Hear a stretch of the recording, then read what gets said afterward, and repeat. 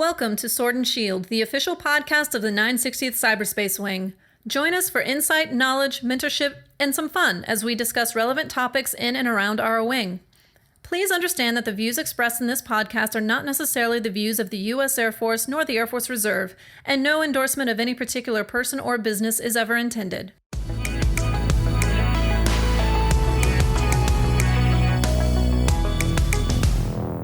Welcome, gladiators, to another episode of the Sword and Shield. I am Chief Master Sgt. Christopher Howard, 960th Cyber Operations Group Superintendent, and today with me I have... Hey, this is Lieutenant Colonel Justin Kunath, the commander of the 53rd Network Operations Squadron.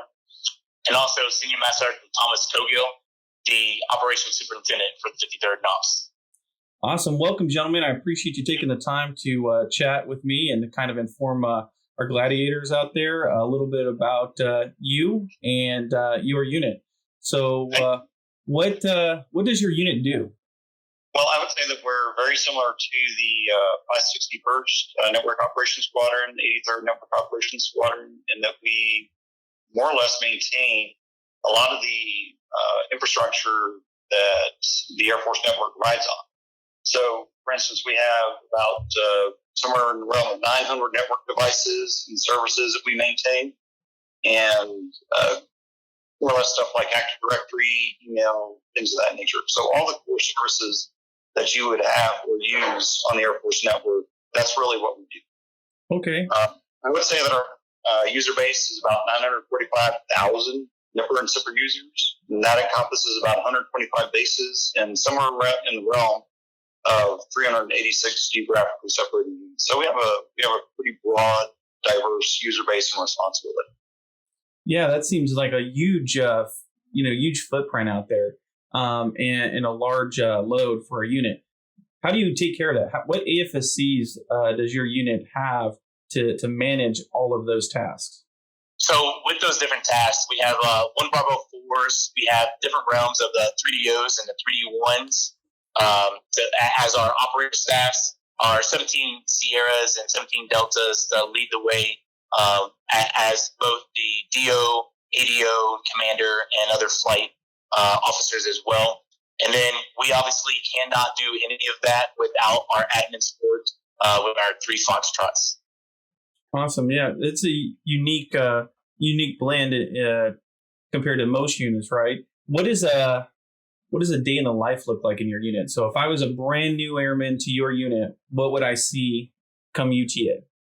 Well, I would say it's probably a lot of churn because you just never know what you're going to experience whenever you walk in. Most of it is, in the typical UTA, is administrative. You're taking care of for routine administrative tasks, making sure that your ancillary training is up to date, and just ensuring that you're ready to go and able to perform the mission. Now, we do have most of our positions are certified mission ready positions.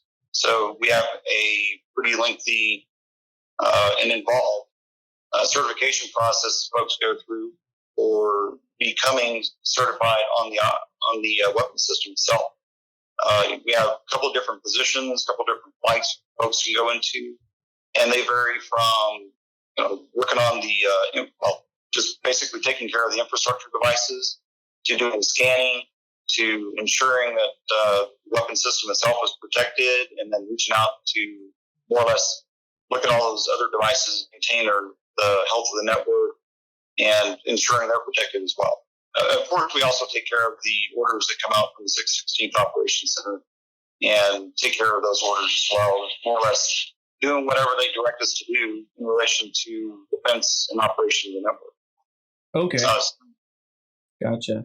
Senior Master Cougill, did you want to include anything in there? Yes, sir. I think you covered it all.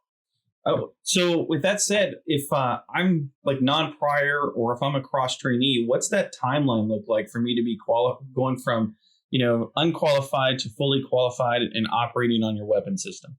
So, Chief, that's an excellent question. Especially as a non-prior, obviously going through basic training and then the tech school time frame. All depending upon which AFSC the tech school dates range, the dates are a bit different. But after completing the tech school, There are two different courses depending upon what operator position an individual actually sits in. The first course that an individual has to take is a 2-week course, and that just gives an overview of the weapon system itself. And then after completing that, they roll over into their specific operator position, which is known as an IQT, which is the initial qualification training. After completing IQT and actually setting foot within the unit, then we start working with our chief of training, and we get them set up with MQT, which is mission qualified training. And again, depending upon the operator position that an individual will do, that could be a 2-week course as well, but you get that hands-on experience with the weapon system.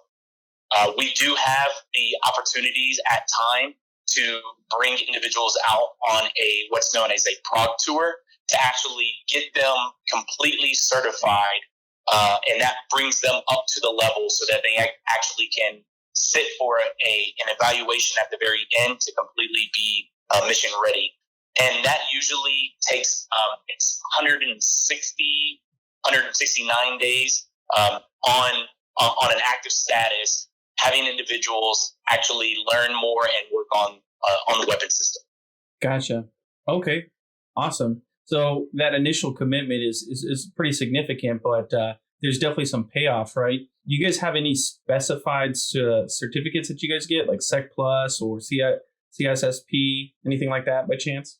I think as a result of the school that folks go to, again, depending on the school that they attend, I know for our 3Ds and especially our 1 Bravos, they will get a Security Plus certificate out of their tech school. So that is a industry certification. It's I think CompTIA is charging around $250 for that last time that I checked, and it's internationally recognized as a security certification. So it's easily transferable out to the civilian community. And if anybody wanted to get a job, this is an excellent opportunity for, say, like a first-term airman to come in, get trained, get some experience on working with actual network equipment in a very dynamic environment, and then taking that experience and going out into the civilian community and getting a job with that experience.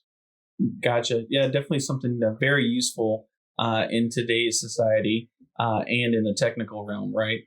Yeah, it's also very highly prized. I know that the last time that I checked, there was a projected shortage of over 1 million IT professionals across the globe, and that was in 2021. So I'm pretty sure that the needs have not changed. As a matter of fact, I'm very sure that they've increased, just because of the need. And IT professionals are and continue to will be in high demand. No, fully agree. Right. I think that's one of the beauties of this industry and our mission set specifically, is that there's a lot of correlations that can be made with industry. Yet when it comes to the military side of the house, the mission set that we have, the uniqueness of that and the effort that you make to get after our enemies help balance and give you something you won't see in industry. So we've talked a little bit about training and development from a skill set perspective. What else do you specifically do as a unit to develop your members? Well, I think one of the things that everybody would say whenever I first came into the unit was, my mantra was getting us back into operations. And part and parcel to that was developing our people. Primarily because we have 5 full-time AGRs that we have authorization for 5 full-time folks. And that is a lot of work for a pretty minimal amount of AGRs. So we had to make use of just about everybody's skills and capabilities and really lean back on our TR workforce on getting some of those things accomplished that we just needed to accomplish as an organization to survive, really. So part of what I implemented was I asked leaders to be leaders and supervisors to be supervisors, and then for individuals to assume a greater deal of responsibility for their own upkeep and welfare. So that means that, folks who are coming due for their IMR, they're not waiting for somebody to tell them that it's coming due. They're actually going out and looking at their ASIM status or their their medical status and getting things done. Likewise, it's supervisors who are tracking that for their respective individuals, and flight commanders, flight chiefs who are also tracking at the upper level or that particular level for their individuals, and then that leading up to the squadron level. It just allows us to get a better handle on the requirements and just making sure that they're accomplished.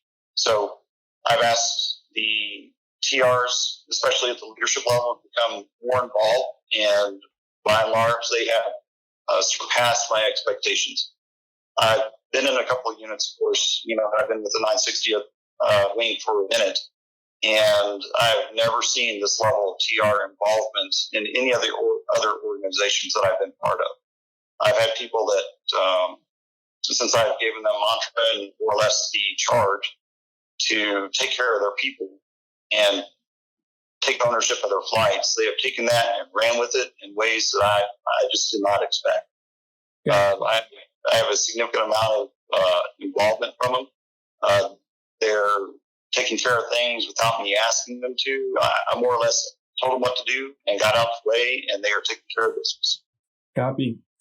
So you would say that you guys have a really good culture there, right? Almost like a family atmosphere, as well as a good professional bound culture then? So, Chief, I would greatly say that. I know coming in the middle or kind of near the end of the pandemic that we've been going through, I saw a lot of involvement within all of the individuals, even working remote.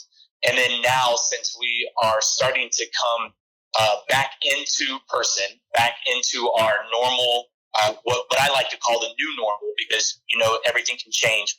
We are starting to bring back even functions and processes that were there in the previous. I.e., for example, we have family event coming up that we've already started to plan for, because we want to have that morale and that family unison, and to bring our family members into the unit as well, to get them involved. We've had a lot of changing faces within the past year and a half or so. And so we want to include all of those new family members within the organization as well. Right. Yeah. There's definitely a lot of opportunity there as we come out of this COVID scenario. So that's awesome that you guys are putting together those group gatherings and kind of breaking that bread and reestablishing that connection that many of us lost and feel from the past year and a half and COVID. What other kind of events do you guys kind of get after? Do you guys do any exercises or group AT by chance? Yeah, so we do a lot of, like I said before, a lot of my focus and direction from Colonel Janicki and Colonel Eric has been to get us back into operations. So with the onset of COVID, we lost a lot of our CMR positions or proficiency, really, or certifications, because people weren't able to access the weapon system. So we've been getting them back into operations. I've been getting them scheduled for classes, just to require courses to get their certifications back aligned so we can actually start doing operations again. So that's been consuming a majority of our time during the UTAs. And then for AT time, we actually have folks that come out as needed, really, to support operations with the 561st. And I will say that the 561st has been an excellent partner with us.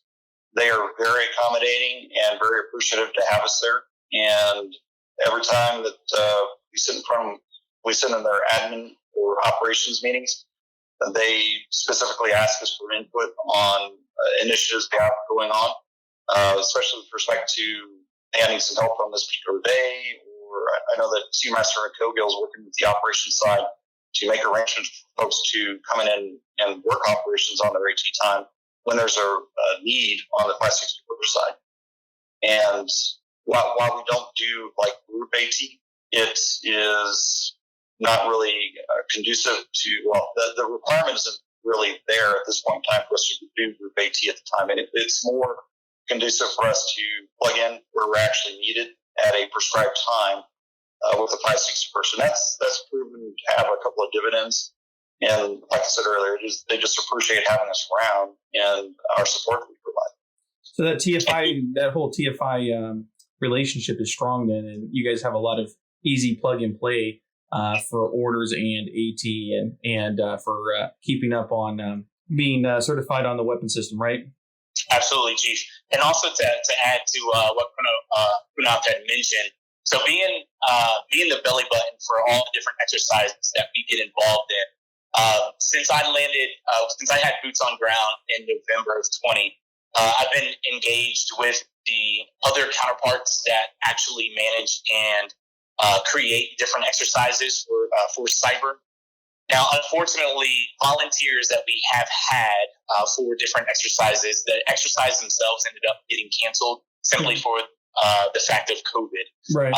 However, we do have a highly engaged staff that want to participate in different weapon system exercises. I.e., there's exercise that happens every single year, Cyber Flag. We've had individuals interested in that. Their range itself has been having issues. So to ensure that the training for that particular type of event could still occur, one of our staff sergeants actually has created an in-home cyber range, and we're actually looking to push that out to be a formal type of training for our operators as well. Okay, awesome. One of the other unique aspects of your unit is that you guys are sitting right there on the gates of Space Force, correct? That's correct. Do you guys see any interaction currently with their changeover or any opportunities in support of them by chance? Well, I see some potential for future involvement. Of course, as Space Force gets their feet underneath them and starts really figuring out what they're doing as a separate force, I'm anticipating that there's going to be some requirements that come down, as there usually is. You know, anytime that you have a new mission area, people aren't really quite as the best way to put it. They just don't know exactly what it is they don't know. So as they get their feet underneath them, start figuring out, hey, I need to do this to support this mission, that's when the support requests start coming in. Gotcha. And yeah, so there's always a potential. And Chief, I'll add to that as well. So since we're an enterprise level, you know, if you look at the Navy network and the Marines fall underneath them, so they have their special needs and their mission sets. So they have their comm/cyber personnel that they'll have directly supporting that. But as a whole, since we manage the entire AFIN, then we will always continue to support. We have seen a lot of turnover from our active duty counterpart, the 561st, just simply because they have had a lot of their personnel picked up by Space Force. Gotcha. No, and I understand that. I just wanted to know how some of that relationship looked like, right? Where some of that cross utilization might occur, what opportunities are going there, right? Kind of, what do you see as the future for your unit? Well, that's an excellent question that we were discussing. I think that we're going to have a potential refocus on some specific areas that we're currently performing. Some areas may actually go to other units and will retain and expand upon specific areas. So that's still in, I will say it's in draft. It's not even reached ILC just yet, but I think we're headed that direction fairly quickly. Gotcha. But bottom line is, I think there's going to be a lot that we're going to be asked to do. And, as soon as the ask comes from the active duty, we'll just have to be prepared to step up and meet the demand. Right. Yeah. Cyber's its pace is just crazy, right? It's ever changing, and we have to be very flexible. And I know when it comes to the reserves, and sometimes that kind of leads to its own problem set of keeping up with that speed. What kind of advice do you guys give as leadership teams to your airmen in these situations where we're asking our airmen to be agile, to be flexible, and roll with the punches, with the mission set and some of the changes? Well, I think a large part of that is just keeping them involved in the discussion and communicating what changes are coming down. So we're not necessarily giving them advice other than, hey, this is how cyber is. It's the career field. It is an excellent career field to be in. It's always in demand. You're never going to be without a job unless there's some significant event in the world that I'm just not tracking on right now. And then it's just the way that cyber is. So we just have to roll with the punches, be flexible, and adapt to whatever really comes down the pipe. Right, Chief. And as I mentioned earlier, so I like to use the term new now rather than the new norm, because what could be is the now, it could change drastically tomorrow. And as you mentioned, we see that in cyber on a regular basis. No, definitely. That's definitely a good catch right there, the new now versus the new norm. Because I think the norm now is change, right? Yeah, definitely. Okay, awesome. Well, it seems like we've really kind of captured what your unit has. Any parting words for your fellow gladiators? Any last pitches of why you guys are the best unit out there? Well, I'll say that our unit is the best because of the people that we have. Bottom line. I've been to lots of different bases, lots of different organizations, and generally speaking, everybody in the Air Force is roughly the same. Just really good people that are really interested in making sure that the mission goes across. I have not had anybody that has more or less given me a vibe that say, hey, I just don't want to be here. I don't want to affect the mission. It's everybody working together to generate the effects that the specific mission area is required. Just really good people. I just seem to have a lot of really good people here, and it's a lot of really good people in the same place at the right time to just take us where we need to go next. Roger that. So I will count on people all day long. Awesome. No, gentlemen, I really do appreciate your time. Please send my regards to your team. Tell them thank you on my behalf for all of the dedication that they show, the pride in the mission, the pride in wearing this uniform, and the excellent work that they do as cyber warriors. With that said, gladiators, hope you guys are having a great day. Thank you for your service. Thank you for your commitment, your dedication, being excellent cyber warriors. And remember, let's stab our enemies in the face through cyberspace.